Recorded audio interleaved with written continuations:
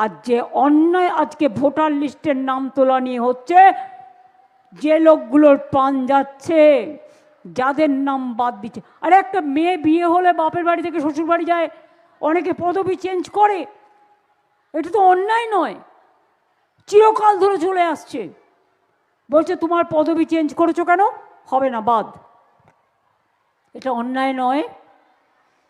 বলছে তোমার শ্বশুর বাড়ির অ্যাড্রেস চেঞ্জ করেছো, বাপের বাড়ি থেকে, তোমার নাম বাদ।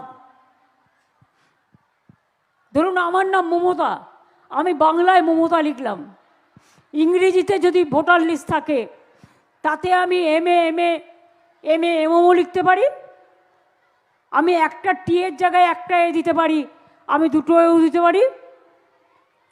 কি বলবো, গর্ধবগুলো বোঝেই না, গর্ধ শক্তি জানেন তো, গর্ধ শিক্ষা বোঝেই না যে বাংলায় উচ্চারণ বানান আর ইংরেজিতে উচ্চারণ বানান এক হয়। ওরে গর্ধবের দল, ইংরেজিতে লিখতে গেলে সিনা হয় আর বাংলায় ওটা সিংহ হয়। সিংহকে দেখে সিনাকে কেটে দিচ্ছে, এবার সিনাকে দেখে সিংহকে কেটে দিচ্ছে।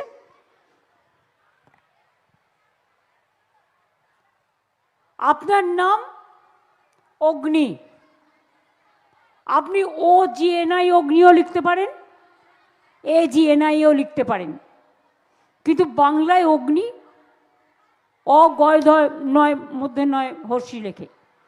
বাংলার সাথে ইংরেজির এটা তফাৎ আছে, ব্যাস বাদ। ডিএমএস সার্টিফিকেট চলবে না, গভর্নমেন্টের সার্টিফিকেট চলবে না, SC সার্টিফিকেট চলবে না, ST সার্টিফিকেট চলবে না, OBC সার্টিফিকেট চলবে না, তো কি চলবে?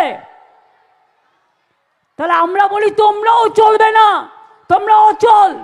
সব কিছু যদি অচল হয় তাহলে তোমরা অচল, ওদের অচল করতে হবে আগামী দিন, মাথায় রাখবেন।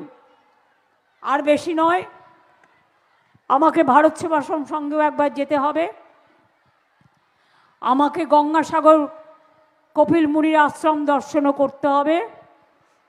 আমাদের অনেক সাংবাদিক বন্ধুরাও এসছেন, তারাও এই দুদিন ছুটিয়ে গঙ্গাসাগর দেখবেন, করবেন।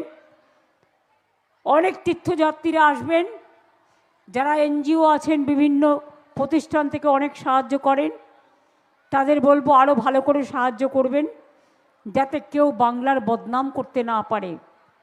আর এটা ইলেকশন ইয়ার, তো ওরা শুধু